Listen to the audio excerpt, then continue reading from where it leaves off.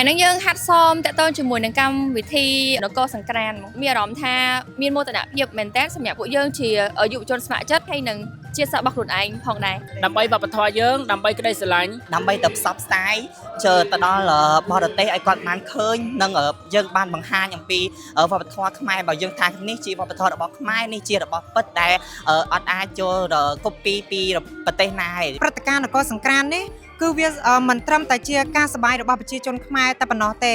គឺវាផ្សារភ្ជាប់ទៅនឹងបងជនភៀសសឹកជាពិសេសគឺបងវីរៈកងទ័ពតែម្ដងជូនពរទៅកាន់បងវីរៈកងទ័ពនឹងឲ្យគាត់មានស្មារតីរឹងមាំសុខភាពមាំមួនហើយនឹងឈ្នះអស់មានសត្រូវចំពោះខ្ញុំផ្ទាល់ខ្ញុំពិតជាលើកទឹកចិត្តដល់បងប្អូនប្រជាពលរដ្ឋរបស់យើងឲ្យគាត់មកចូលរួមទស្សនាសប្បាយសាទរទាំងអស់គ្នានៅថ្ងៃនគរសង្ក្រាន្តជំរាបសួរបងសួស្តីបងថ្ងៃហ្នឹងដែរគឺពួកខ្ញុំហាត់សមត្រៀមសម្រាប់កម្មវិធីនគរសង្ក្រាន្តនៅថ្ងៃខាងមុខបងថ្ងៃហ្នឹងពួកខ្ញុំមកដល់ម៉ោង 2:10 កន្លះពួកខ្ញុំហាត់តាំងពីម៉ោង 1បងសម្រាប់ពួកខ្ញុំវាមិនមែនជាលើកទី1ទេហើយបើសួរថាក្តៅអត់ហត់អត់ក្តៅប៉ុន្តែសប្បាយហើយអាចធ្វើបានមានអារម្មណ៍ថាមានមោទនភាពមែនតើសម្រាប់ខ្លួនឯងហើយនឹងជាសាស្ត្ររបស់ខ្លួនឯងផងដែរដើម្បីវប្បធម៌យើងដើម្បីក្តីស្រឡាញ់ហើយនឹងដើម្បីលើកស្ទួយឲ្យវប្បធម៌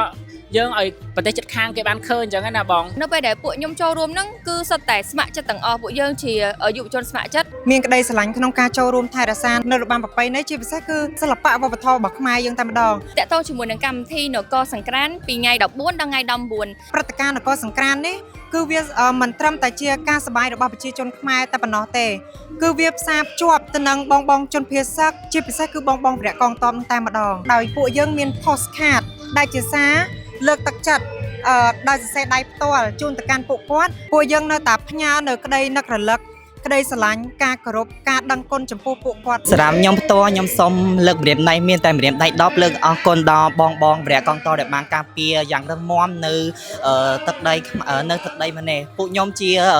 អ្នកចំនួនក្រោយនឹងសន្យាថានឹងខិតខំប្រឹងប្រែងរៀនសូត្រនិងខិតខំអភិវឌ្ឍប្រទេសជាតិនិងថែរក្សានៅវប្បធម៌អរិយធម៌របស់ខ្មែរយើងឲ្យកាន់តែរុងរឿងនិងល្បីដន្ទឺរហូតទៅសម្រាប់ពួកខ្ញុំហ្មងគឺ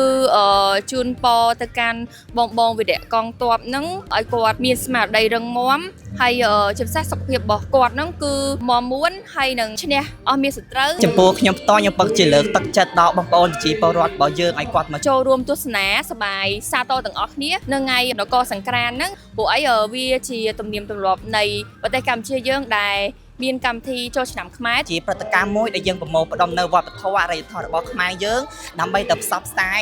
ជើទៅដល់បរទេសឲ្យគាត់បានឃើញនិងយើងបានបង្ហាញអំពីវប្បធម៌ខ្មែររបស់យើងថានេះជាវប្បធម៌របស់ខ្មែរនេះជារបស់ពិតដែលអត់អាចចូលកូពីពីប្រទេសណាទេវាជាអរិយធម៌របស់ខ្មែរយើងដែលយើងបាន 100%